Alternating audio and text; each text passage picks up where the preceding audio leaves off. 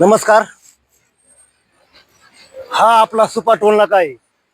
शिरूर नगर हायवेवरचा हा सुपा टोल नाका आहे. पण ह्या सुपा टोल नाक्याला जवळजवळ आज 17 वर्ष झालीत.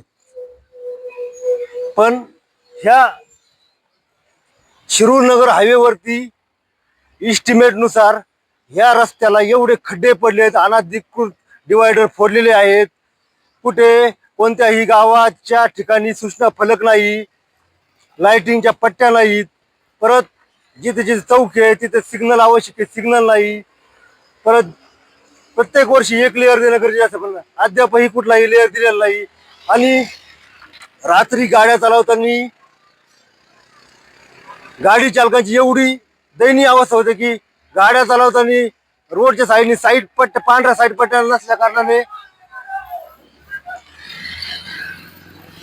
त्यांना या रस्त्याचा अंदाज येत नाही आणि त्यांचे ऍक्सिडेंट होतात. वारंवार इथे डेली 1-2 ऍक्सिडेंट होतात. कित्येक लोक मृत्युमुखी पडतात. वारंवार याला पाठपुरावा करूनही कुठलेही यांनी ऍक्शन घेतलंय. आणि आता सर्वोच्च न्यायालयाने एक निकाल दिला आहे. ज्या रस्त्यांचा दर्जा ढिसूळ आहे, तिथे एकदम निकृष्ट आहे, अशा रस्त्यांचे टोल नाके हे रद्द करण्यात यावेत. अशा रस्त्यांना कुठल्याही गाड्यांनी टोल देऊ नये. त्यामुळे ह्या सुपा टोल नाक्याची शिरूर नगर हायवेवरील या सुपा टोल नाक्याचा कायमस्वरूपी बंद करण्यात येऊन कुठल्याही वाहनांकडून टोल घेण्यात येऊ नये, यासाठी मी स्वतः सुपा टोल नाका, नगर PWD ऑफिस, कलेक्टर ऑफिस यांना निवेदन देणार आहे. 15 दिवसात जर या सुपा टोल नाक्यावर कारवाई केली तर ठीक, नाही तर तिथून पुढे मी त्यांना पत्रव्यवहार करून.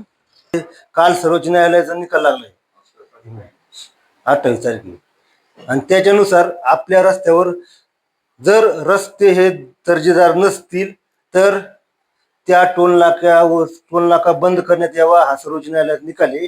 कुठल्याही प्रकारची आपण कोणत्याही गाड्यांकडून वसुली करू नये. आपल्याकडं रस्ते पूर्ण नादुरुस्त आहे, ॲम्ब्युलन्स सुविधा नाही, इमर्जन्सी सुविधा, त्यामुळे आपण टोल नाका बंद करावा. 15 दिवसात जर आपण हे केलं नाही तर मी पूर्ण पाठपुरावा करून आपल्या कार्यासमोर उपोषणाला बसणार. जय हिंद, जय महाराष्ट्र. चला बसा.